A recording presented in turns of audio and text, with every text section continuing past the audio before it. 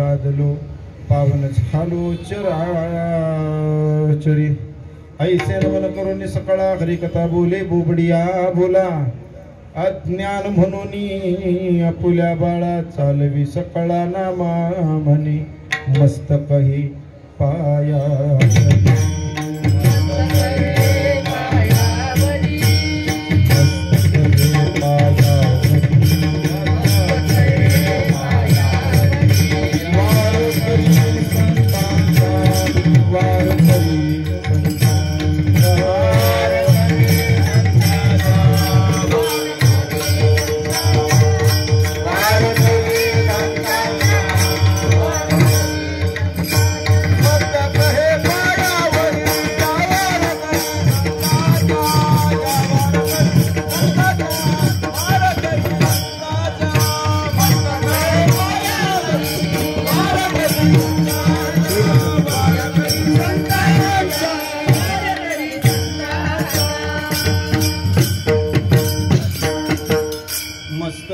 पायावरी वारकरी संतांच्या किंवा मस्तक माझा पायावरी या वारकरी संतांच्या प्राप्त प्रसंगी प्राप्त स्वरूप कीर्तन रूपी सेवेकरिता निवडलेला अभंग जगद्गुरु जगद्वंदनीय जगतमान्य जगत श्रेष्ठ नवे वारकरी संप्रदायाचे कळस असणारे जगद्गुरु तुकाराम महाराज यांचा 4 चरणाचा जवळजवळ सर्वांच्याच पाठातला असा गोड अभंग आहे. विठ्ठल विठ्ठल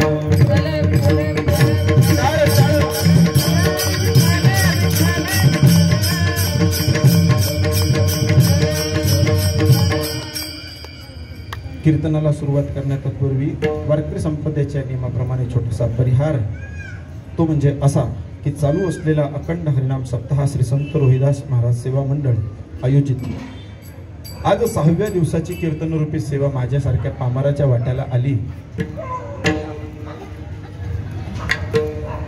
आहे की नाही.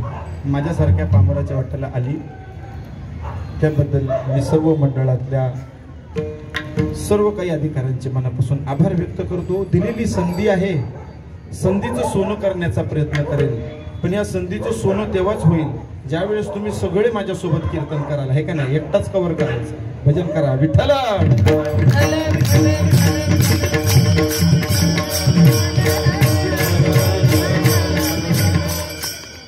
कीर्तनाला या ठिकाणी उपस्थित वेळ कमी आहे, 8:30 वाजले, 9:30ला संपवायचंय आपल्याला. एकदा कीर्तन चालू झालं की माग काय राहिलंय ते काही माझ्या लक्षात राहत नाही. त्याच्यामुळे अगोदरच सांगून टाकतो, आलेल्या सर्वांचे मनापासून आभार, उभे असलेल्या टाळकऱ्यांचे मनापासून आभार. आमचे मित्र मचिंद्र महाराज एका फोनवरती आले बरं का, फोन पे लोन महाराज हजर, मनापासून आभार. आमच्या आईसाहेब रबाळे या ठिकाणाहून माझ्याकरता गायनाकरता या ठिकाणी आल्यात. ह्याही उत्कृष्ट कीर्तनकार आहेत, गायन कोकिळा आहेत, संगीताताई काटोळे, आपलं सुद्धा मनापासून आभार. आणि सगळ्यात मोठे आभार मानतो तुम्ही सर्वांनी टाळ्या वाजवून त्यांचं स्वागत करा साऊंड सिस्टीम वाल्यांचे. आता तरी आवाज नीट दे बघ, टाळ्या वाज विठ्ठल.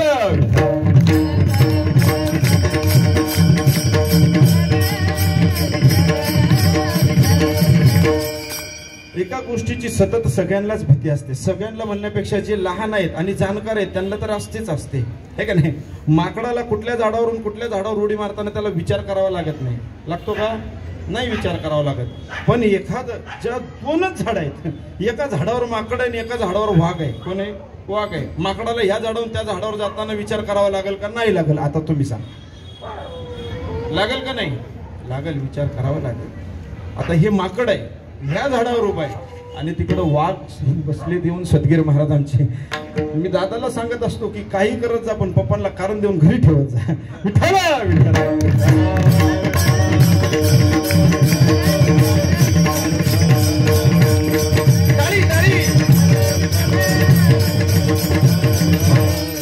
अभंग जगद्गुरु तुकोबराय यांचा आहे. जगद्गुरु तुकोबराय अभंगामध्ये आपल्याला सांगतात, आता कोठे धावे मन तुमचे चरण देखलिया, किंवा काही ठिकाणी तुझे चरण देखलिया असा पाठ आहे. सळ भावार्थ, हे मन आता कुठंही धावू शकत नाही कारण याने तुझे चरण पाहिले. संपूर्ण अभंगाचा विचार केला तर संपूर्ण अभंगाचे संपूर्ण चरण हे फक्त तुमचे चरण देखलिया या ठिकाणी फेऱ्या मारताना दिसते. आता कोठे धावे मन तुमचे चरण देखलिया, भाग गेला सीन गेला तुमचे चरण देखलिया, अवघा झाला आनंद तुमचे चरण देखलिया, प्रेम रसे बैसली मिठी का तुमचे चरण देखलिया, आवडी लाठी मुखासी प्रेम निर्माण झालं का तुमचे चरण देखलिया, तुका म्हणे आम्हा जोगे विठ्ठल घोगे खरे माप का तुमचे चरण देखलिया. थोडं अजून स्पष्ट करून सांगतो. आता हे मन कुठेही धावू शकत नाही, या मनाने तुझे चरण पाहिले आहे. अंगावर किंवा आपल्या जीवनावर असलेला भाग आणि शीन हा आता निघून गेलाय का तर तुमचे चरण देखलिया, प्रेमरसे पैसली मिठी, ही आवडीची जी मिठी बसलेली आहे तुमच्या पायाला बसलेली आहे, तुमचे चरण देखलिया, आवडी लाठी मुखासी, लाठी म्हणजे सतत मुखाला आवडतं काय तुका म्हणे आम्हा जोगे, तुकोबराय म्हणतात आम्हाला जोग, जोग म्हणजे जमण्यासारखं काय आहे तुका म्हणे आम्हा जोगे विठ्ठल घोगे खरे माप, म्हणजे विठ्ठल विठ्ठल हे बोलत राहणं आम्हाला जमत, आमच्या जोग आहे का तुमचे चरण देखलिया विठ्ठल विठ्ठल. ताळी ताळी वाजवा.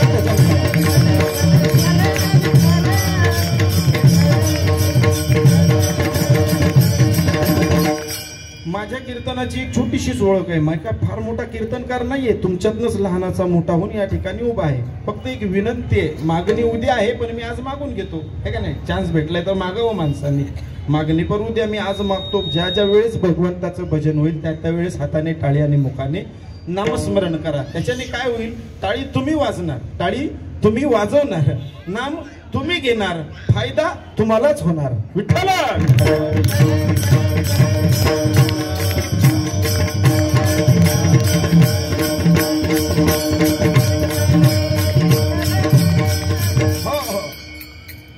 जगद्गुरु तुकोबारायांनी या ठिकाणी हात जोडून एका ठिकाणी विनंती केली, मी प्रत्येक कीर्तनात सांगत असतो.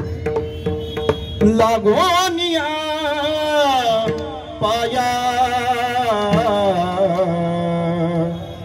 विनवितो तुम्हाला. जगद्गुरु तुकोबाराय तुमच्या माझ्यासारख्या सर्व सामान्यांपुढे त्या काळामध्ये हात जोडून विनंती करत होते की तुम्ही भजन करा, विठ्ठल विठ्ठल म्हणा. करटाळी बोला मुखी नाम, करटाळी बोला मुखी नाम, हाताने टाळी आणि मुखाने नामस्मरण. नामस्मरण कोणाचं, विठ्ठल विठ्ठल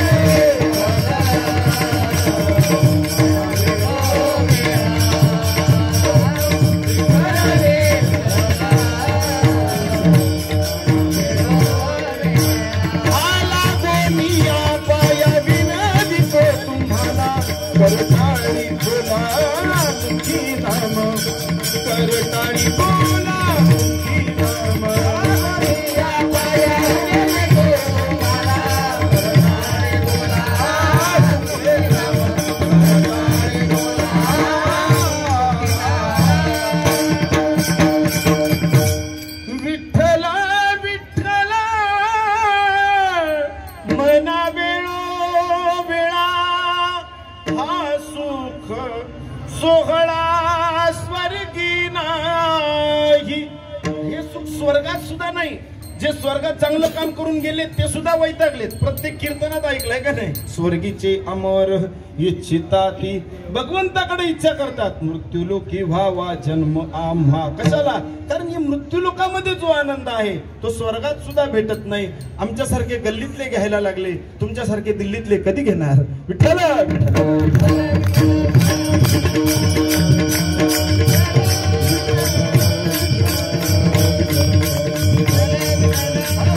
आणि नामापेक्षा सोपं स्वस्त आणि फुकट या जगात दुसरं काहीच नाही. बारकाईनं विचार करा, आपल्या घरामध्ये गोधडी शिवायची सुई आणायची झाली ना, ती जरी मोठी आहे का नाही, बटन शिवायची सुई आणा बारकी, तिला सुद्धा पैसे मोजावे लागतात आपल्याला. टिकली आणा बारकी, बारक्यात बारकी टिकली, दिसू नये इतकी बारकी, पण तिला सुद्धा पैसे मोजावे लागतात. नाम फुकट आहे महाराज, आहे का नाही? हो, नामासारखं तत्व या जगामध्ये दुसरं कुठलंच नाही. नामाचं तत्व किंवा हे नामस्मरण किंवा भजन किंवा हरीचं चिंतन ह्याच्यापेक्षा दुसरं जर जगात काही वापरते तत्व नाही रे अन्य.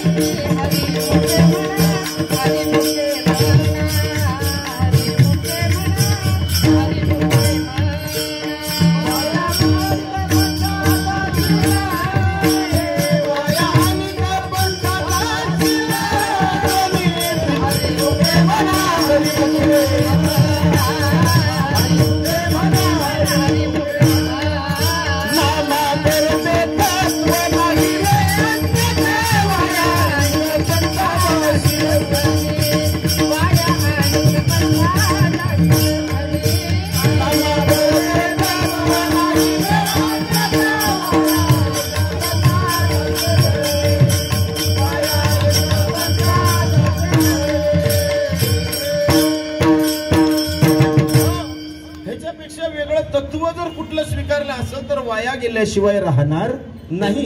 हे तत्व सोपं आहे, जे प्रत्येकाने स्वीकारलं, प्रत्येकाने अंगीकारलं. प्रत्येक संतांनी अनुभव नामावर आरूढ होऊनच सांगितला का नाही सांगितलं? नामा परते तत्व नाही रे अन्यथा वाया अनेक पंथा जाशील जनी. विठ्ठल विठ्ठल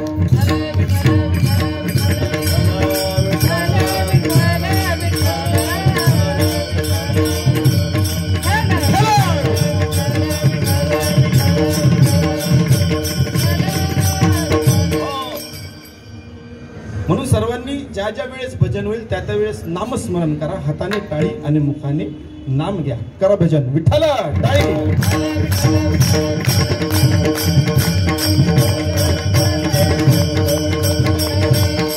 सर्वांनी टाळी वाजवली, सर्वांचे मनापासून आभार. टाळी वाजवली पाहिजे महाराज. आपण एक प्रात्यक्षिक करून बघूया. म्हणजे कसं, थेरी आणि प्रॅक्टिकल हे दोन विषय असतात, बरोबर? आता थेरी या ठिकाणी नाही जमत, मग प्रॅक्टिकल करून बघूया. थेरी सकाळी पारायण, गाथा भजन, प्रॅक्टिकल कीर्तन. प्रॅक्टिकल करूया. मी ज्या वेळेस 3 म्हणेल, टाळ कोणी वाजवायची नाही, तुम्ही सुद्धा टाळीच वाजवायची. पेटी पकवाजवाल्याने टाळी वाजवायचीच बरं का. टाळी वाजवली तरच मागणी पर्याय, मग काल आहे. टाळी वाजवायची. जेवढे बसलेत तेवढे सगळ्यांनी, ज्यांना माझी हाक जाते त्या सर्वांनी, एकदा ज्यांना हात दिले त्यांनी हात समोर घ्या. समोर घ्या. आपण प्रात्यक्षिक करणार आहोत. प्रात्यक्षिक 3 म्हटलं की एकत्र टाळी वाजली पाहिजे. आता इतक्यांची टाळी एकत्र वाजणार म्हणजे नाद डवलेनगर मध्ये झाला पाहिजे, पण एकत्र हॅपी बर्थडे करायचा नाही.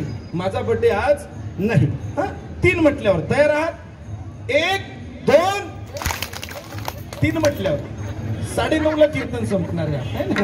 3 म्हटल्यावर सगळ्यांनी पुन्हा तयारीत राहा. माझ्या आधी टाळी वाजवताय तुम्ही. 1 2 तुम्ही 3 बोलूच देणार नाही, मला हरकत नाही, पण टाळी वाजली, मुखातून नाम येणार. हातातून वाजते टाळी, निर्माण होतो नाद, मुखातून येतो नाम. नाम रूप ब्रह्म, विठ्ठल नाम ब्रह्म.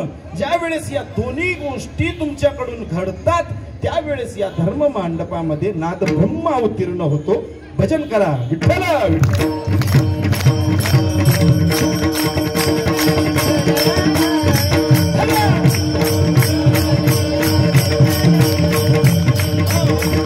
जगद्गुरु तुकोबरायांचं. कोण जगद्गुरु तुकोबराय? तुकोबर आहे, प्रत्येकाला ज्ञात आहे का नाही, प्रत्येकांना माहिती आहे जगद्गुरु तुकोबर आहे. पण काही जण असे सुद्धा आहेत त्यांना आज सुद्धा तुकोबर आहे कळत नाही.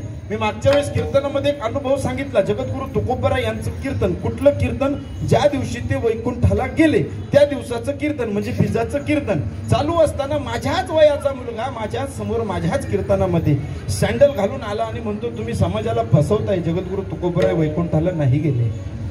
संपूर्ण गाव त्याला अडवत होतं, मागं खेचत होतं, मध्ये येऊ नको, चुकीचं बोलू नको.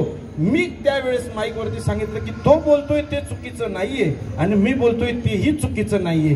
बरोबर आहे त्याच्या हातामध्ये आलेलं पुस्तक आणि बरोबर आहे माझ्या हातामध्ये आलेलं पुस्तक. चुकीचा तो आहे ज्यांनी त्याच्या हातामध्ये दिलेलं होतं पुस्तक. विठ्ठला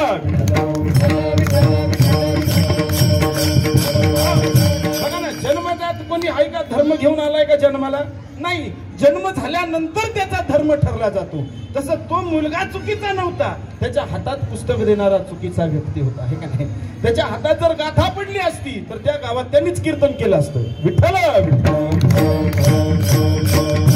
टाळी टाळी. जगद्गुरु तुकोबर आहे महाराज, प्रत्येकाला ज्ञात आहेत. पण मी सारखं सांगत असतो कारण माझ्या कीर्तनात बऱ्यापैकी तरुण समाज हा जास्त असतो, ऐकण्याकरता येणारा असतो. काही मला पाहायला येतात, काही गायन ऐकायला येतात, काही कीर्तन झाल्यावर मुद्दाम भेटायला येतात. विठ्ठला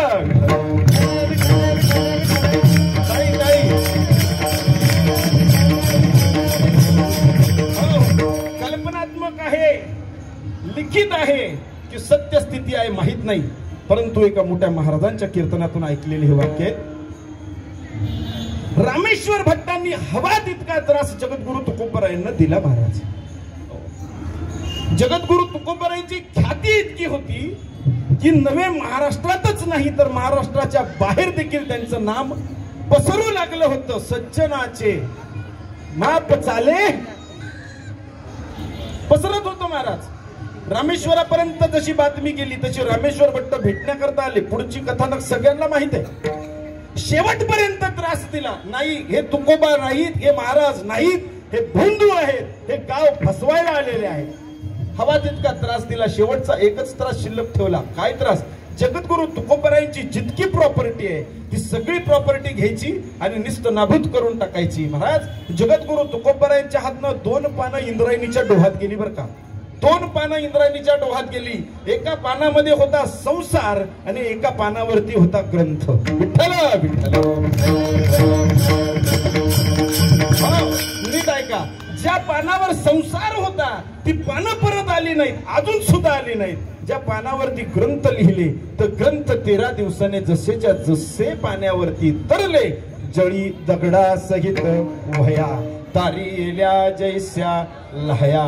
धन्य तुकोबा समर्थ जेने केला हा पुरुषार्थ. हे सांगणार दुसरं तिसरं कोणी नाही. ज्यांनी गाथा बुडवायला लावली तेच रामेश्वर भट्ट त्यांचा अनुभव सांगतात. म्हणे रामेश्वर भट्ट द्विजा तुका विष्णू नाही तुझ्या. भगवंतामध्ये आणि तुकोबरायांमध्ये काहीच फरक नाही महाराज.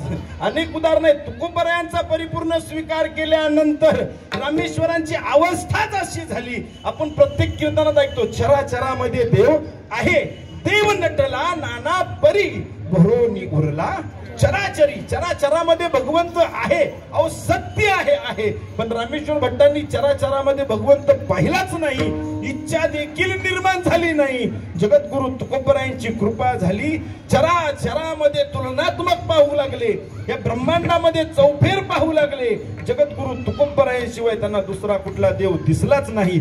तुकिता तुलनेसी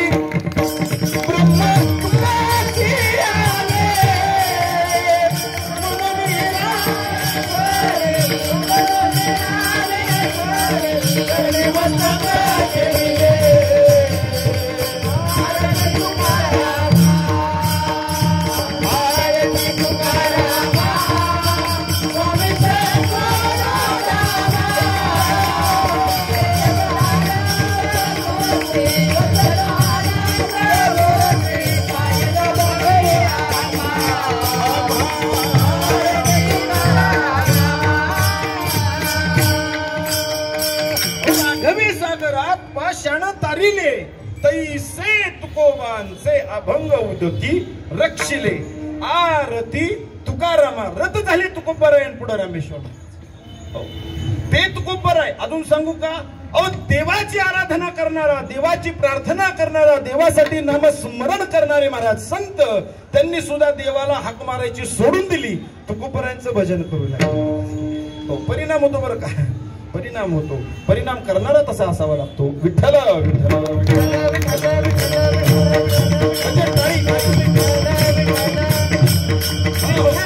निळोपाराय सगळ्यांना ज्ञात आहेत.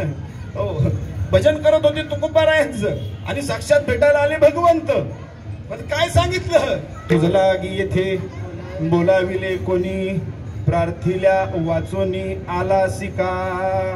तुझा इथं बोलवलंय कोणी, तुला हाक मारली नाही, तुला यायची काही गरज नाही. अरे कोणाचं भजन आहे? तू कयाचा धावा करीत असे आम्ही नोळखची देवा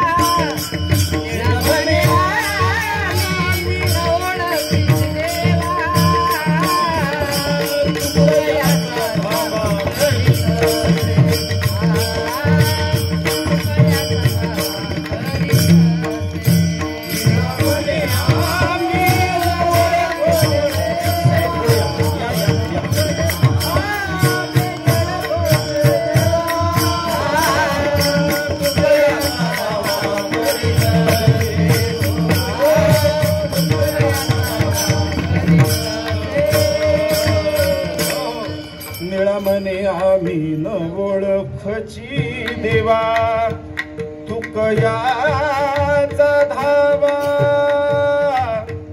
करीत असे. जगद्गुरु तुकोबाराय महाराज निळोबाराय विनंती करत आहेत. हो की आम्ही तुला ओळखत नाही, मी भजन तुकोबारायांचं करतोय, मला तुकोबारायांची भेट आली. जगद्गुरु तुकोबाराय सध्या वैकुंठ गमनानंतर देखील 3 वेळा भक्तांसाठी माघारी आले. विठ्ठल विठ्ठल.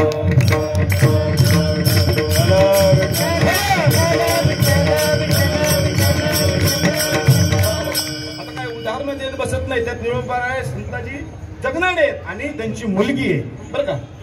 हे जगद्गुरु तुकोबाराय सुदेव वैकुंठ गमन पूर्ण संसार भगवंताच्या पायी लीन केला. जगाला प्रत्येक स्तरातल्या व्यक्तीला पटावे, शोभावे, समावे असा अनुभव त्यांनी स्वतः घेतला, मग जगापुढे मांडला. असे तुकोबाराय या अभंगामध्ये आपल्याला सांगतात की माझं मन आता कुठंही धावू शकत नाही. ज्याची आवड मोठे धावे मन आता मोठे धावे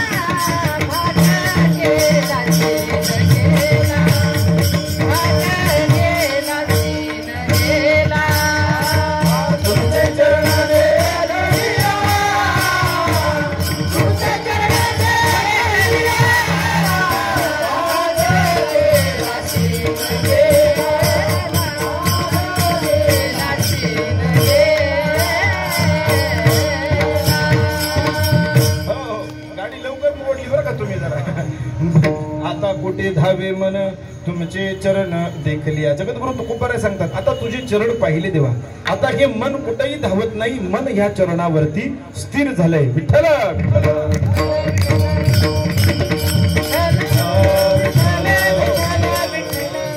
याला म्हणतात आपलेच दात आणि आपलेच ओठ.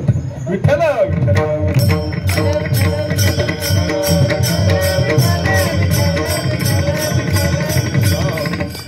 आता कोटे धावे मन तुमचे चरण देखलिया. मग असे कोण कोण आहेत ज्यांनी संतांचे ह्या भगवंताचे चरण पाहिले आणि त्याच चरणावरती स्थिर झाले? त्यांचे एक एक आपण दृष्टांत पाहूया. भजन करा. विठ्ठल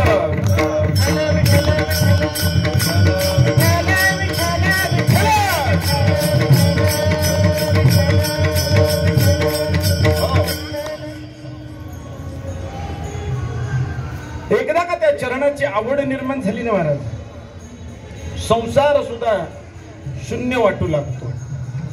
संसारावरचं प्रेम, संसारावरची माया ही हलकी हलकी होत जाते. फक्त एकदा आवड निर्माण झाली पाहिजे, छंद मनाला लागला पाहिजे. माझ्या मनाला गो छंद नित्य गोविंद गोविंद नित्य गोविंद. हा छंद मनाला लागणं गरजेचं आहे बरं का.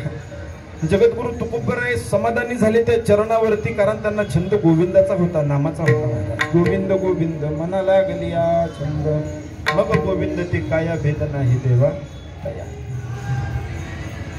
नवऱ्याचं बायकोचं एकमेकांवर प्रेम असतंच, हे का नाही, हे काय कुठं स्पष्ट करायची गरज नसते. असंच एक जोडपं होतं, एकमेकांवरती प्रेम होतं. प्रेम म्हणजे आधार असतो बरं का. त्या काळात प्रेमाचा ऊत आता अति झालेला आहे, तेव्हा आधार होता एकमेकांना. तो आधार असताना महाराज पत्नी गरोदर राहिली. दारामध्ये पंढरीची वारी आली. 9 महिने 9 दिवसांनी गरोदर होणारी पत्नी महाराज आपलं उदर घेऊन भगवंताकडे हाक मारते की हे आहेत माझ्या सोबतीला, मला घाबरायची गरज नाही, मला मोकळं करून टाक. 9 महिने झाल्यानंतर प्रत्येक स्त्री ही भगवंताकडे आर्थ इच्छा व्यक्त करत असते की मला लवकरात लवकर मोकळं कर. ही सुद्धा भगवंताकडे मागणं मागू लागली, मला यातून बाहेर काढ, लवकर मोकळं करा, ही आहे तोपर्यंत होऊन जाईल. दारात पंढरपूरला निघणारी वारी दारापर्यंत आली. महाराज कानावरती भजन आलं. ज्ञानोबा तुकोबांचं भजन कानावरती. वारीतलं भजन कळतं ना सगळ्यांना, सगळे वारकरी आहात, वारी करणारे आहात. ज्ञानोबा तुकाराम हे नसतं बरं का, हे बऱ्याच ठिकाणी जातं. ज्ञानोबा, हा ज्ञानोबा काय मला भेटला नाही अजून.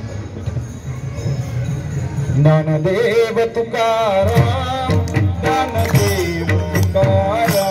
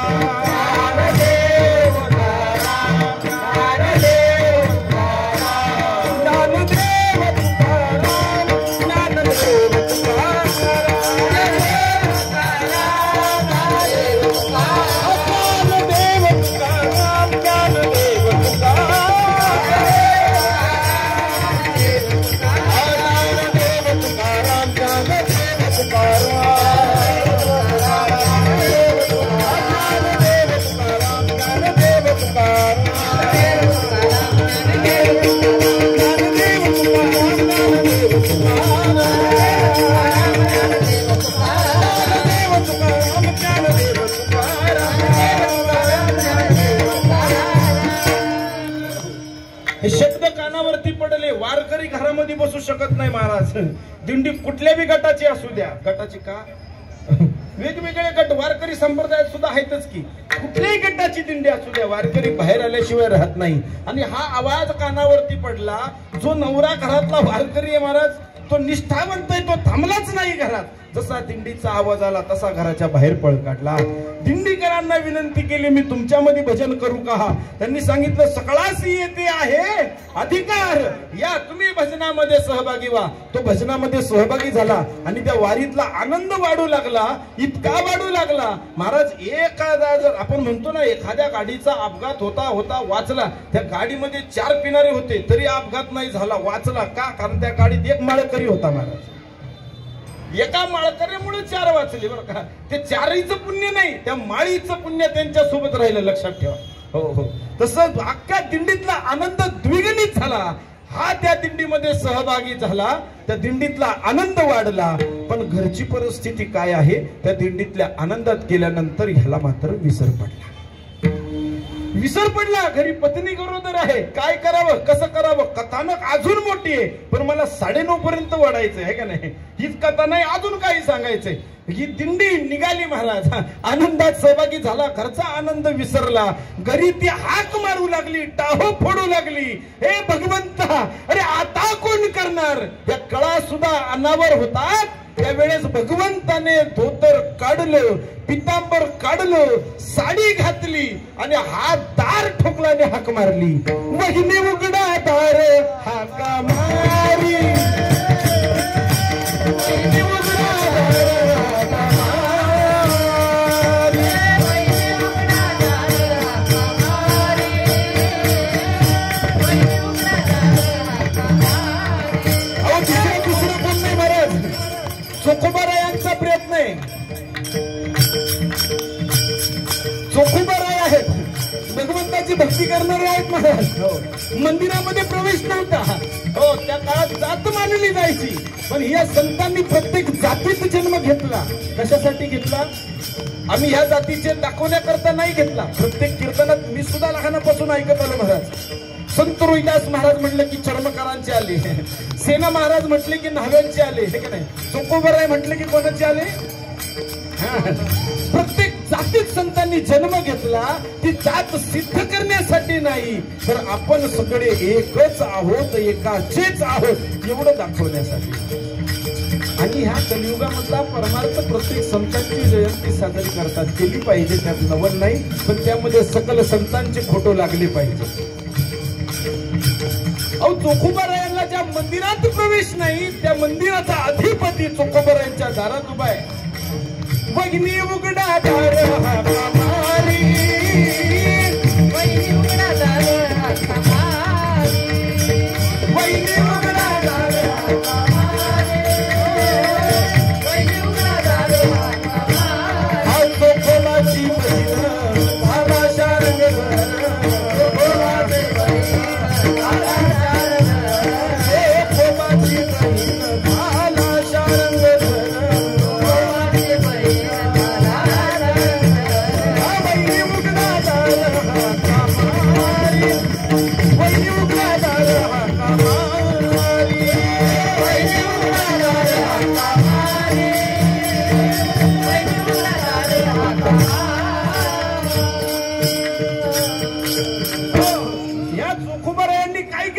जीवनामध्ये. हो, फक्त एकच महाराज, ज्याला स्वीकारलं त्याचं भजन स्वीकारलं. जगद्गुरु तुकोबारायांनी देखील स्वीकारलं. चोखोबारायांनी देखील भजन केलं विठ्ठलाचं महाराज. चोखोबारायांचं भजन इतकं विठ्ठलाचं चांगलं होतं, इतकं विठ्ठलाचं मनापासून होतं, इतकं विठ्ठलाचं अंतकरणातून होतं. चोखोबांची हड सुद्धा विठ्ठल विठ्ठल म्हणत होती. विठ्ठला विठ्ठला काही काही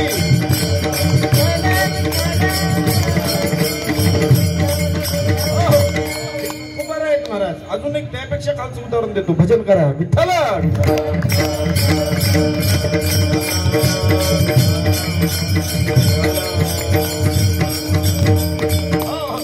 आता कोठे धाबे मन. एकदा तिथं मन स्थिर झालं ना, बाकी सगळी कामं तो बघतो महाराज. त्याला काय आपल्याला उड्या मारायची गरज नाही, फक्त मनापासून त्या ठिकाणी पायावरती स्थिर होणं गरजेचं आहे.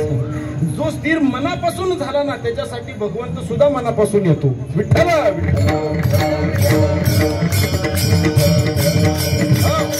कोण स्थिर झाला आणि कोणासाठी आला? पहिलं उदाहरण चोखोबारायांचं, दुसरं उदाहरण नीट आहे.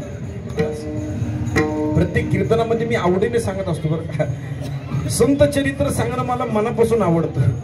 काय होतं, प्रत्येकाचा एक गुण असतो आणि एक अवगुण असतो. तर माझ्यातला अवगुण असा आहे की कधीच शाळेमध्ये सुद्धा पुस्तकातले धडे पाठ झाले नाहीत, ह्याचा जिवंत पुरावा म्हणजे पुरुषोत्तम महाराज. आमची एकाच वर्गातले आहे. ह्याचं उदाहरण तुम्हाला का दिलं, तो कारण तो अ वर्गात होता, त्याचं पाठ व्हायचं, आणि मी ड वर्गात होतो, कधीच पाठ नाही झालं.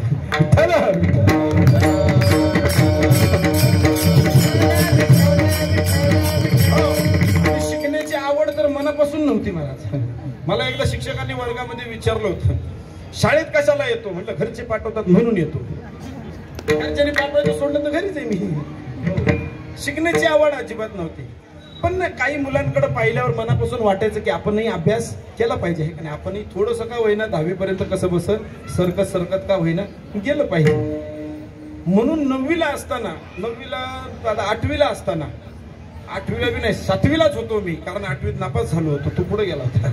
7वीत एकत्र असताना महाराज दोघांचा सिलेबस एकच होता, अभ्यास एकच होता आमचा. आणि दादा राहण्याकरता इथेच होता आपल्या बाजूच्या गल्लीत वारकरी चाळीमध्ये. आणि तिथं त्यांच्याकडं ते बघून त्यांच्यासारखं व्हावं म्हणून त्यांच्या घरात अभ्यास करण्याकरता गेलो.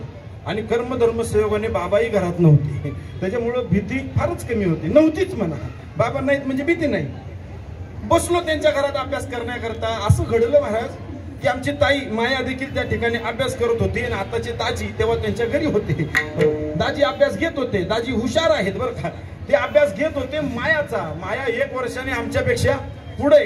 माफ कर सांगतोय पण मी माझं उदाहरण देतोय. विठ्ठल विठ्ठल.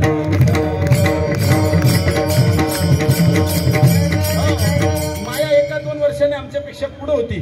तिचं गणित खूप चांगलं, दाजींचं तिच्यापेक्षाही चांगलं होतं. दाजी तिचं गणित घेत होते आणि गणित घेत असताना महाराज मला सुद्धा वाटलं की मी सुद्धा यांच्याकडनं शिकावं. काहीतरी सोपी ट्रिक आहे का नाही, शिकवणारा काहीतरी सोयीस्कर करून सांगत असतो. म्हणलं आपल्यालाही काहीतरी ज्ञान चांगलं भेटेल, गणित आपलंही चांगलं होईल. तसं 1 आणि 1 2 मला कधी कळालेच नाही. 1वर 1 11च करून टाकायचो महाराज. हो, तर या परिस्थितीमध्ये असताना गणित शिकायला भेटेल म्हणून दादाच्या घरी गेलो, अभ्यासाला बसलो. दाजींनी मायाला एक गणित सोडवायला दिलं. मायाने सांगितलं आनंदाने, हो मी शिकले, मी गणित सोडवते. तिने ते गणित देखील सोडवलं. आणि रेकॉर्डिंग कोणी करू नका बरं का, नाही तर माया मला माराय बसली आता. विठ्ठल विठ्ठल.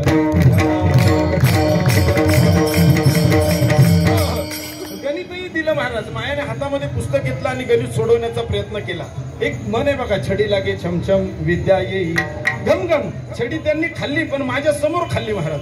मायाचं गणित थोडंसं कुठंतरी चुकलं. दाजींनी सांगितलं तुला 2 वेळा समजावलं, तू 2 वेळा हा म्हटली तरी 3ऱ्यांदा चुकली. म्हणून त्यांनी डाव्या हातानेच छानकण ठेवली. काल वाजली नव्हती, आज वाजली बरं. डाव्या हाताने सनकण ठेवून दिली. जशी तिच्यात सनकण ठेवून दिली मी माझी पुस्तकं वह्या सगळी आवरली, पिशवीत घातली, घरच सोडलं. म्हणलं अभ्यासच नको हो.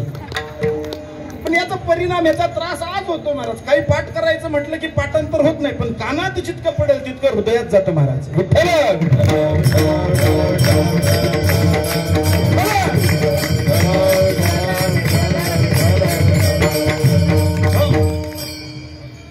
बाबा नेहमी सांगायचे कीर्तनात, 3 बाहुल्या बाजार आहेत. पहिली नाही होता आली, दुसरी नाही होता आली चालेल, पण 3री बाहुली व्हा. 3 बाहुल्या दिसायला सारख्या, असायलाही सारख्या, पण त्याचे भाव वेगवेगळे होते. हे नाही बाबा सांगतात, एक 5 रुपये, एक 10 रुपये, एक 15 रुपयाची बाहुली. मग त्या दुकानदाराला विचारलं, अरे 3 बाहुल्या सारख्याच आहेत ना दिसायला, भाव का वेगळे वेगळे? म्हणले 3 बाहुल्या दिसायला जरी चांगल्या असल्या तरी त्यातले गुणधर्म वेगळे. म्हणले कसे वेगळे? एकानं सांगितलं एकीच्या कानात दोरा घाल किंवा तार घाल, तार बारकी पातळ तार कानात घाल. त्यानं कानात तार घातली, ती या कानातनं बाहेर आली. अशा बऱ्याच बाहुल्या आहेत समाजात. इथं ऐकायचं आणि इकडनं सोडून द्यायचं. ही 5 रुपयाची बाहुली आहे. दुसरी बाहुली घेतली, तिच्या कानात तार टाकली, तिने तोंडातनं बाहेर काढली. म्हणजे इकडं ऐकायचं आणि इकडं बोलून मोकळं व्हायचं, पोटात काही राहतच नाही. याही बाहुल्या भरपूर आहेत बाजारात. पण 3री तार अशी होती जी ह्या कानात टाकली, ना मुखातून बाहेर आली ना कानातून बाहेर आली, सरळ हृदयात राहिली. या बाहुल्या जगामध्ये महाग आहेत आणि फार तुरळक आहेत, भेटता भेटत नाहीत अशा या बाहुल्या आहेत. विठ्ठल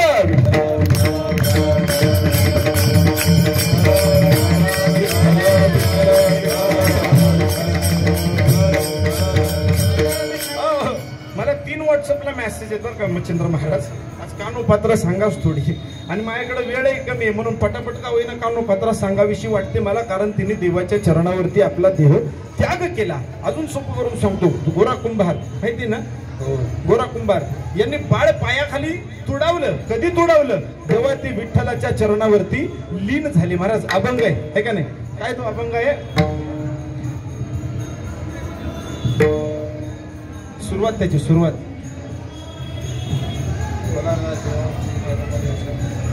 विठ्ठल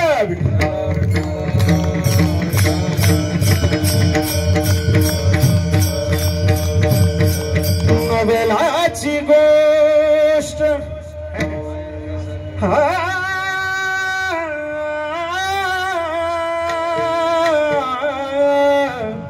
नवलाची गोष्ट ऐक सखये बाई, कुंभाराने बाळ तुडविले पायी. नवलाची गोष्ट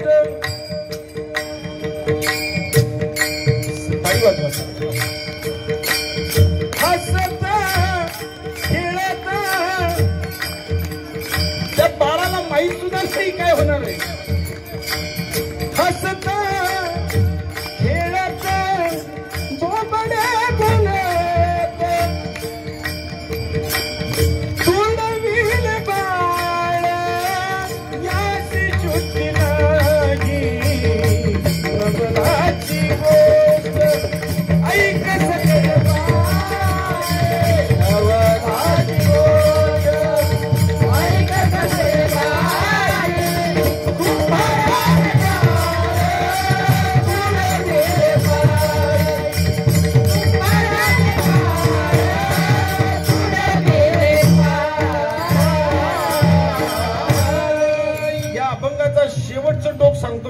म्हणतो, एक रूप झाला विठोबाचे पायी. हे गोरा कुंभार आहेत. हो, त्यांचं हे प्रमाण. एकीनं महाराज फक्त वारकरी दिंडी पाहिली. कुठून पाहिली महाराज? मी सांगतोय बरोबर आहे चुकीचं आहे मला माहित नाही, पण त्यातली भावना अतिशय महत्वाची. नीट ऐका. खिडकीतून दिंडी पाहिली. दिंडी निघाली पंढरपूरच्या दिशेला. आता दिंडीमध्ये कोण होतं? विक्रांत महाराज, विक्रांत महाराजांची मांदी आणि विक्रांत महाराजांची गुरु, विक्रांत महाराजांचे शिष्य, विक्रांत महाराजांचे मित्रमंडळी. अहो, आमची फटीच्या दिंडी महाराज. आमची दिंडी पावती बुकावर चालते बरं का. हो, ही पावती बुकाची दिंडी नाही. त्या दिंडीमध्ये कोण होतं? निवृत्ती ज्ञानदेव सोपान मुक्ताबाई नामदेव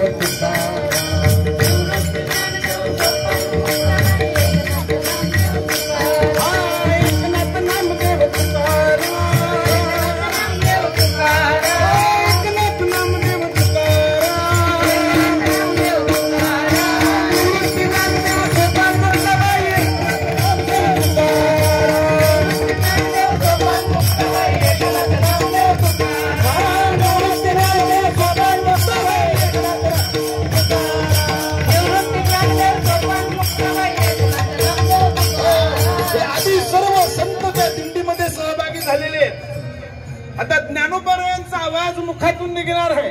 मुक्ताबाई अभंग बोलणार आहे. जनाबाई अभंग बोलणार आहे. नामदेव महाराज दिंडीमध्ये आहेत महाराज. हो, आणि या चिमुरडीनं खिडकीतनं दिंडी पाहिली. घरामध्ये आवाज आजपर्यंत मृदुंगाचा नाही. घरामध्ये आवाज ढोलकीचा असायचा आणि पायात ते चाळ वाजायचे. पण तिनं पाहिली पालखी, तिनं पाहिला वारकरी. महाराज, एक प्रेम, एक ओढ. ओढ म्हणण्यापेक्षा मी म्हणतो प्रश्न निर्माण झाले, नवीनच काहीतरी आले आहे का नाही. म्हणून भेटण्याकरता पळत पळत पळत खाली त्या दिंडीमध्ये गेली. सगळ्यांना भेटू लागली. आता माझ्या जातीचे मज भेटो कोणी, आपण बोलतो का नाही. वारकऱ्याला वारकरी भेटला तर आनंद वेगळा असतो आणि एसटीत भेटला तर अजूनच वेगळा असतो. तिकीट ह्यो काढतोय का मी काढतोय. तसं ती बारकी आणि तिला अजून एक बारकी भेटली की कामच झालं दोघींचं बी. तसं या बारकीला बारकी आमची मुक्ताबाईच पहिली भेटली. मुक्ताबाईला विचारू लागली, तुम्ही कोण, कुठे चाललात? मुक्ताबाईने सगळ्यांची ओळख करून दिली. हो हो, आई, हे ज्ञानोबर आहेत, हे निवृत्तीनाथ आहेत, हे सोपान आहेत. हो, मी मुक्ताई आहे, ही सनाई आहे, हे नामदेव आहेत. प्रत्येक संतांची ओळख, हे गोरा कुंभार आहेत. सगळ्यांची ओळख करून दिली महाराज. सगळ्यांची ओळख झाली, सगळ्यांचं दर्शन घेतलं. आता सगळ्यांचे चैतन्यमय चेहरे पाहिले महाराज. ज्ञानोबरायांच्या चेहऱ्याचं वर्णन करायचं झालं तर नाथ बाबा सांगतात महाराज, कैवल्याचा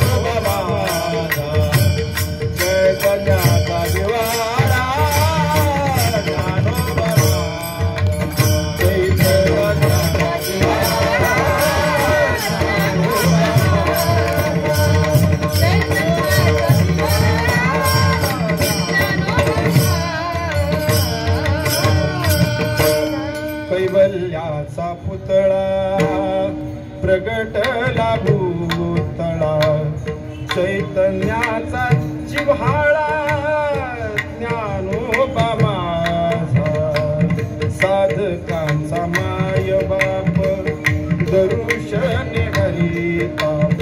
हे ज्ञानोबरायांचं महाराज वर्णन मला सांगावं असं खूप वाटतं माऊलींबद्दल. एकीनं फक्त ज्ञानोबरायांचं रूप पाहिलं बरं का महाराज. नुसतं डोळे भरून ज्ञानोबरायांना पाहिलं. तिचे डोळे ज्ञानोबरायपर्यंत स्थिर नाही झाले महाराज. डोळे बंद देखील नाही झाले महाराज. डोळ्याला नुसते धारा लागल्या, धारा. इतकं चैतन्यमय स्वरूप. वेळ नाही माझ्याकडे सांगायला. बोलवून घेतलं ज्ञानोबरायांना घरात म्हणे. पटकन घरात घेतलं, दार लावून घेतलं आतलं. ज्ञानोबरायांचे गालाचे मस्तकाचे गोड गोड पापे घेतले महाराज. एवढे मूर्ती ज्ञानोबराय आहेत महाराज. गोड गोड पापे घेतले. 14-15 वर्षाचा देह, 12-13 वर्षाचा सावी. मधुकरी मागत असताना आळंदीने वाळीत टाकलंय ना महाराज. कोणच जवळ घेत नाही, पण तिने घेतलं, वडून घेतलं घरात, कोणी बघू नये म्हणून. ते ज्ञानोबरायांचं स्वरूप आहे, चांगला दृष्टांत आहे. पण आता वेळ नाही, परत कधीतरी. विठ्ठल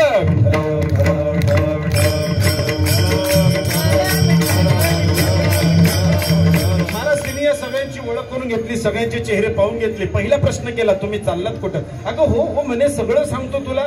तुला यायचंय का आमच्या बरोबर?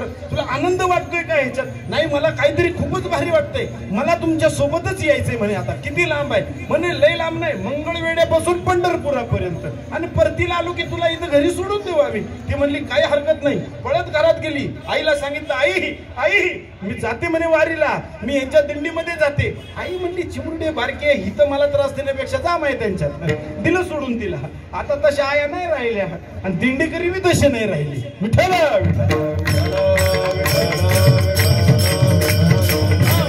सोडून दिलं महाराज. म्हणली जा त्यांच्या बरोबर, पण ये माघारी. ते म्हणले हो येते माघारी. म्हणून त्यांच्या दिंडीमध्ये सहभागी झाली. जी चिमुरडी सहभागी झाली तिचं नाव आहे कान्होपात्रा, आणि जिनं जाण्याची परवानगी दिली तिचं नाव आहे श्यामा. कान्होपात्राची आई. घरामध्ये व्यवसाय वेश्याचा आहे, वेश्याची पोर आहे, कान्होपात्र आहे. पण बघा ना, एकदा चरण फक्त, एकदा लक्ष फक्त विठोबाच्या चरणाकडे गेलं आणि त्याच्यानंतर काय फरक पडला? विठ्ठल विठ्ठल फरक पडल्याला सांगतो. फरक पडला. महाराज त्यांच्या दिंडीत सहभागी झाली, पंढरपुरापर्यंत गेली. पण तिथं 100 प्रश्न विचारू लागली. तुमचा विठ्ठल दिसायला कसा आहे? म्हणे आमचा विठ्ठल दिसायला खरंच खूप सुंदर आहे. हो, लावण्यमय आहे. लावण्यमय आहे का?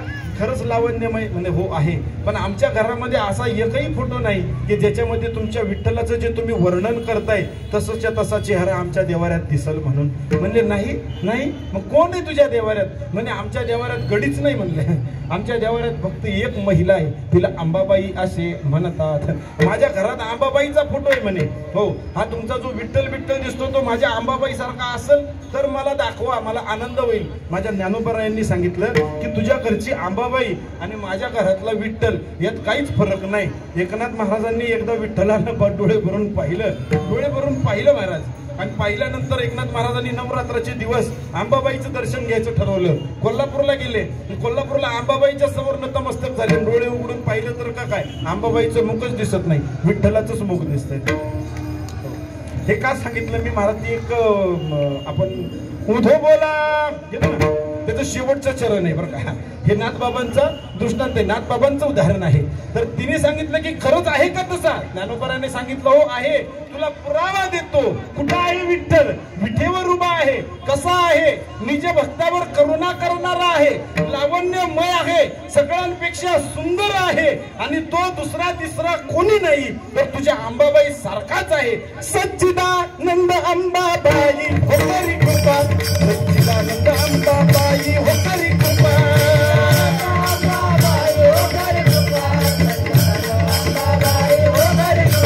तू विठेवरी सगळे बाई हो करी कृपा, माझे मनाला तुझे बाई हो करी कृपा, तू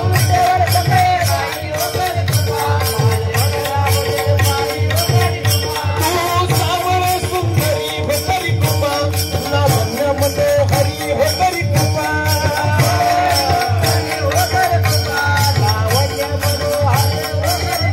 निज भक्ता करुणा करी हो करी कृपा, निज भक्ता करुणा करी हो करी कृपा,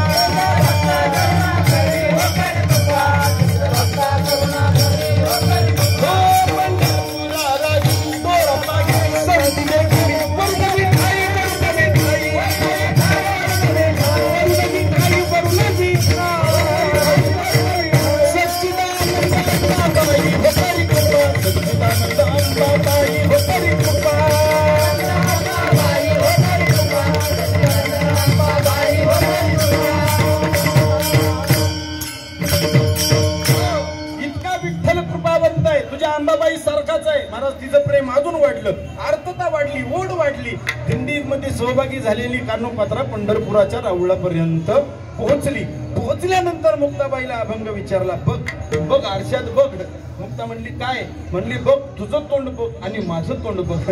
म्हणे काय फरक आहे? म्हणे अगं माझ्या गालाला नुसता बोट जरी लागला ना तरी अख्खा गाल लाल बंद पडतो, इतकी सुंदर आहे मी. इतकी प्रश्नांची उत्तरं ती देत होती महाराज. आमची मुक्ताई ज्ञानोबा आहे प्रत्येक प्रश्नांचे. तरी हिचे प्रश्न काही कमी होत नाहीत. तुमचा विठ्ठल माझ्यासारखाच सुंदर असेल का ग? आता फरक पाहिला तर विठ्ठलाचा रंग कसा आहे? काळा आहे ना. आणि ही कशी आहे? गोरी आहे. बरं ही गोरी हिच्यामुळे का विठ्ठलामुळे? विठ्ठलामुळे. पण तिने आक्षेपच विठ्ठलावरती घेतला. त्यावेळेस महाराज ज्या वेळेस गाभाऱ्यामध्ये गेले, म्हणले आमचा विठ्ठल दिसायला कसा आहे, तू एकदा गाभाऱ्यात ये, त्याला डोळे भरून बघ, त्याला स्पर्श कर, जर तुझ्या स्पर्शाचा परिणाम त्याच्यावर झाला तरच आमच्या सोबत परत वारीला ये, नाही तर परत काही येऊ नको. हो महाराज ती कानोपात्रा म्हणली चालेल, हरकत नाही, चला म्हणे आतमध्ये. रावळापर्यंत गेले. रावळापर्यंत एक एक जण विठोबाचं दर्शन घेत बाहेर पडतायत. रुक्माई आईकडे जातायत आणि कानोपात्रा आली. महाराज कानोपात्रा जशी विठ्ठला समोर आली तसं त्यावेळेस तिने विठ्ठलाकडे डोळे भरून पाहिलं. महाराज देव आहे तो, मोठा ख्याली येतो महाराज. फक्त एकदा मनापासून पहा, तो आपलंच केल्याशिवायच राहत नाही. हरीने माझे हरिले चित्त भारवीत विसरले, आता कैसी जाऊ घरा नोहे मरा लौकिक मनमोहन मनमोहन. मनमोहन घेतो महाराज. कानोपात्रा समोर उभी, मनमोहन मुरली बाल. तुमच्या मनातली कानोपात्रा पंढरपूरच्या रावळात एकदा उभी करा, तुम्हाला कळेल मी काय बोलतोय. उभी राहिली. विठोबांनी मन मोहून घेतलं आणि ते मोहून घेतलेलं मन जिथं घेतलं ती कानोपात्रा सहज विठ्ठला पुढं वाकली, हात पुढं केला आणि विठ्ठलाच्या पायावरती ठेवला, स्पर्श केला. महाराज इतका लावण्यमय विठ्ठल आहे महाराज. आज ही कानोपात्राची चारही बोट त्या विठ्ठलाच्या पायात रुतलेली भेटतात. चरणाशी गेली विठ्ठलाच्या, रूप पाहिलं विठ्ठलाचं, मन समर्पण केलं पायावरती. पुढं काय घडलं भजन करा सांगतो. विठ्ठल विठ्ठल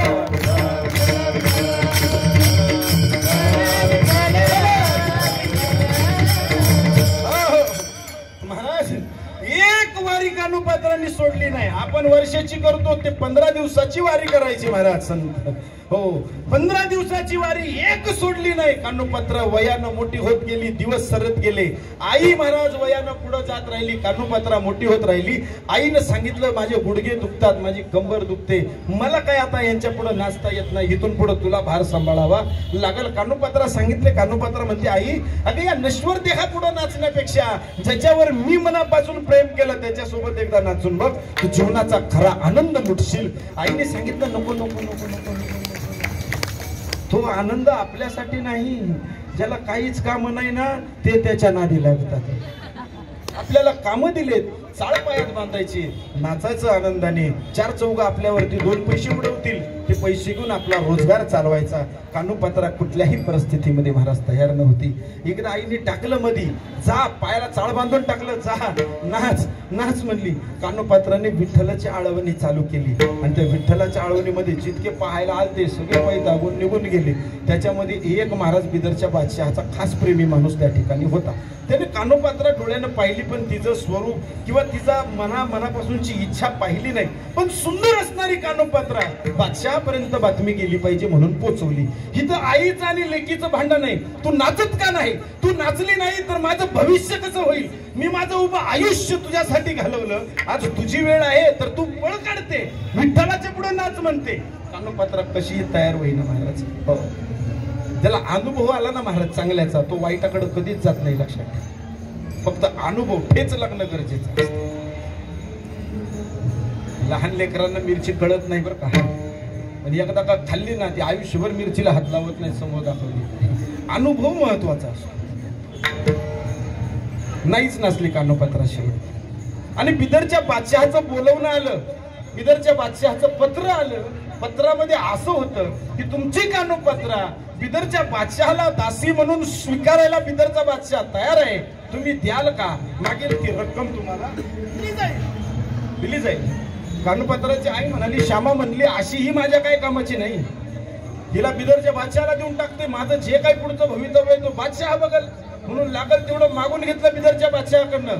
कानोपात्राला नेण्या अगोदर बिदरच्या बादशाने सर्व घरपोच केलं, पालखी पाठवली, कानोपात्रा पालखीत बसवली. कानोपात्राने आईकडे वळून सुद्धा नाही पाहिलं बरं का. निर्णय आईचा होता, मान्य केला म्हणून पालखीत बसली. पण ओढ लागली होती एकदा पंढरपूरला विठ्ठलाच्या भेटीची, एकदाच भेट झाली पाहिजे बस. आता हा देह कुठं चाललाय? हा देह चाललाय बिदरला. मंगळवेढ्यातनं देह बिदरला चालला, रस्त्यात आहे पंढरपूर. आणि जात असताना कानोपात्राची ओढ त्या पांडुरंगाकडे. पुढं दोघ जण आहेत, मागं दोघ जण आहेत. पालखी चौघांनी उचलली आणि पालखी निघाली बिदरच्या मार्गाने. बिदरच्या मार्गाने जात असताना कानोपात्राच्या मनातली ओढ ओढ ओढ ओढ ओढ काही थांबत नाही.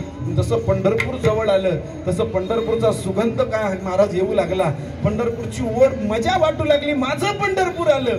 माहेर आहे महाराज, आहे का नाही? माहेर संतांचे माहेर आहे, माझे माहेर पंढरी. हे माहेर, ही ओढ असते महाराज.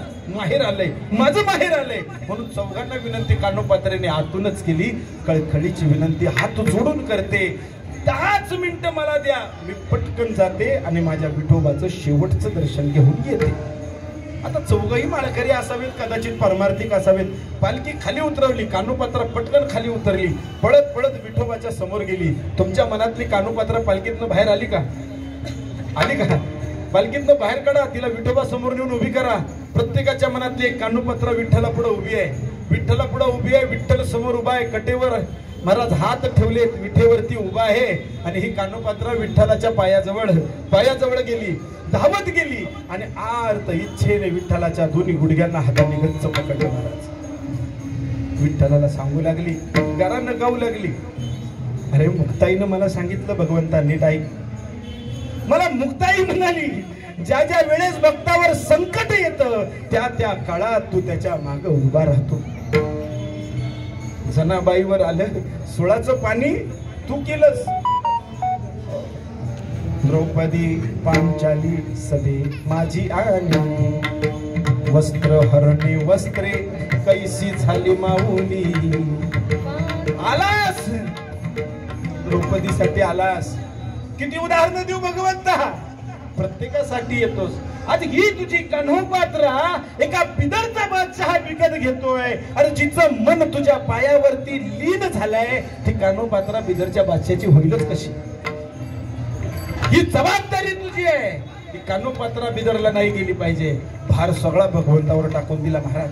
पण देव कसा आहे माहितीये का? मोठा ख्याली, कधीच बोलत नाही, शांत ऐकत राहतो, शांत ऐकत राहतो. मुक्ताईचं एका ठिकाणी वर्णन आहे बघा. मुक्ताईनं नवरा म्हणून केला, मोठ्या हौसेन पती म्या केला, तरी तो बोलत नाही मजला. जातीचा विषय आला, राजकारण जातीवरती चालू आहे महाराज. संतांनी आपल्या परमार्थामध्ये सांगतोय मला, माळकरी आहेत त्यांच्याकरता कीर्तन. जगात जात दोनच आहे. हो तुम्ही म्हणताल पुरुषाची आणि स्त्रियांची, तसं नाही. मग तिसरी आहेत की त्याच्यामध्ये अजून? जगात जात दोन आहेत. एक जात संतांची, ती जर स्वीकारली तर आयुष्यात कधी काही कमी पडत नाही. संतांची जात कुठली आहे? मगाशी सांगून गेलो, प्रत्येक जातीत संतांनी जन्म घेतला, पण संतांनी त्यांची जात वेगळी सांगितली. संतांची जात आहे ऐसी कळवळ्याची जाती, ऐसी कळवळ्याची जाती,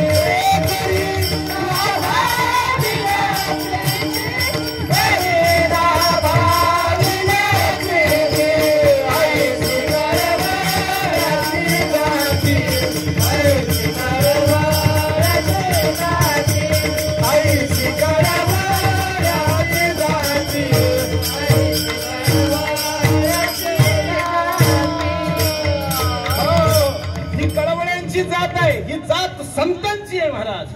त्यांच्याकडे इतका कळवळ आहे, पण थोडा सुद्धा लाभ नाही महाराज. मला लाभ होईल, मला लोभ होईल, ही आशा सुद्धा मनात नाही. ही एक जात संतांची. आणि देवाची जात, मोठ्या हौसेन पती म्या केला, तरी तो बोलत नाही मजला.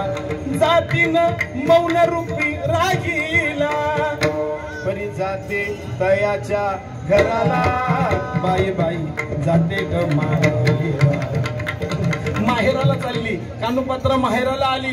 महाराज तो मौन धरून उभा आहे, विठेवर उभा आहे, कटेवर हात आहे. कानोपात्रा नीट सांगते तोपर्यंत ठीक, पण कानोपात्राचं ऐकत नाही. असं कानोपात्रेला ज्या वेळेस वाटलं त्यावेळेस कानोपात्राने महाराज गुडघे खाली टेकले. गुडघ्याला तिचे स्वतःचे गुडघे खाली टेकले. भगवंताच्या गुडघ्याने जे हात पकडले होते, तिने हाताने गुडघे पकडले, ते गुडघे सोडले. स्वतःचे गुडघे टेकले आणि भगवंताच्या पायाला घट्ट मिठी मारली. आता मला इथून कुठेही जायचं नाही भगवंता, आता माझा सांभाळ तूच कर. महाराज परिस्थितीच अशी आहे, हरणीच्या माग वाघानं लागावं. हरणीला काय माहित जिवंत राहते का मरते, ही कानोपात्रीची अवस्था आहे. नको देवराया अंतता पाहू, प्राण हा सर्वथा जाऊ पाहे. हरणीचे पाडस व्याघ्रा घरी आले, माझी अवस्था कशी झाली. मला बाहेर काढ भगवंता, यातून बाहेर काढ. त्यांनी सांगितलं, मी तुला सांगितलं ना, मी 2 वेळा सांगितलं तुला की तू एकीला वाचवलं, तू दुसरीला वाचवलं. आज ही कानोपात्रा तुझ्या दारात स्वतः उभी आहे, तिसरी आहे, हिचा सुद्धा सांभाळ तूच कर. अरे भल्या सभ्यामध्ये नव्हती, भल्या सभ्यात द्रौपदी, तिचं रक्षण तू केलं. मी एकटी आहे, तू एकटा आहे, माझं तरी रक्षण कर. भरी सभा मो द्रौपदी थारी होती की भल्या सभेत तिला वाचवलंस, मग माझं काय. पण तो शांत उभा आहे महाराज, तो काहीच बोलत नाही.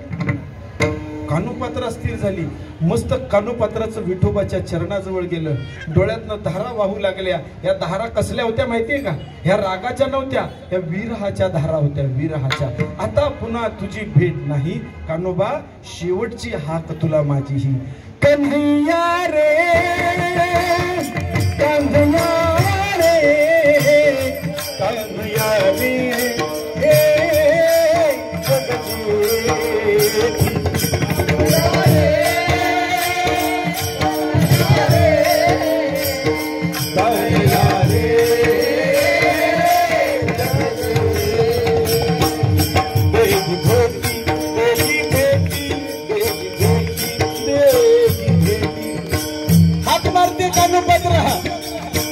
शेवटची वेळ आहे, शेवटची हाक आहे.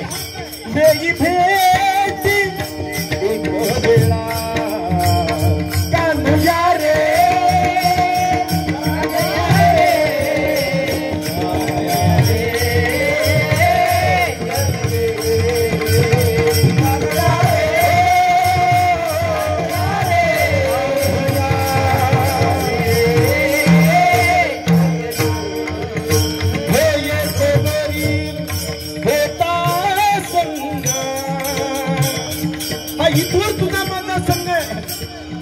माझं करून घेतलंय.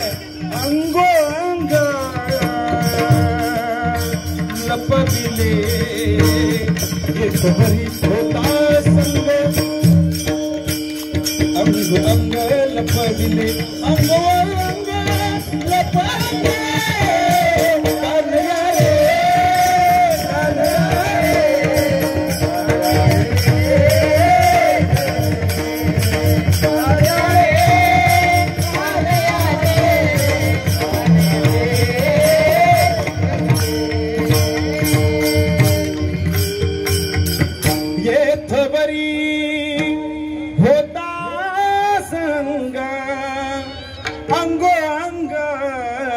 लपविले. इथपर्यंत तुझा माझा संग आहे, मी लपवून घेतलंय तुझ्यामध्ये स्वतः. महाराज बाहेर 4 जण उभे आहेत बरं का, अजून लक्षात आहेत ना तुमच्या पालखीवाले. कानोपात्रा इथं भगवंताशी एकरूप झाली, शेवटची हाक भगवंताला मारली आणि त्याच ठिकाणी स्थिर होऊन राहिली. महाराज हे 4 जण विचार करू लागले, अरे 10 मिनिटासाठी आत गेली, 9:30 वाजले, कीर्तन संपायला आले, पण ही काय बाहेर नाही आली. चौघची चौघ पटापट रावळापर्यंत गेले. कानोपात्राला पाहिलं, कानोपात्रा भगवंताच्या पायाजवळ होती. चौघांच्या जीवात जीव आला. पळून गेली तर राजाला काय तोंड दाखवायचं. चौघांच्या जीवात जीव आला. त्याने हाक मारली, कानोपात्रा, हे कानोपात्रा. कानोपात्रा अ नाही आणि ब नाही, स्थिर कानोपात्रा राहिलेली. हे म्हणले ही काय ऐकत नाही, एक काम करा, हिला उचला, पालखीत घाला आणि राजाच्या दरबारी घेऊन जाऊ म्हणले. हो महाराज, 2 जण इकडून, 2 जण पुढून आणि 2 जण पायाकडून. दोघांनी इथून हात धरले.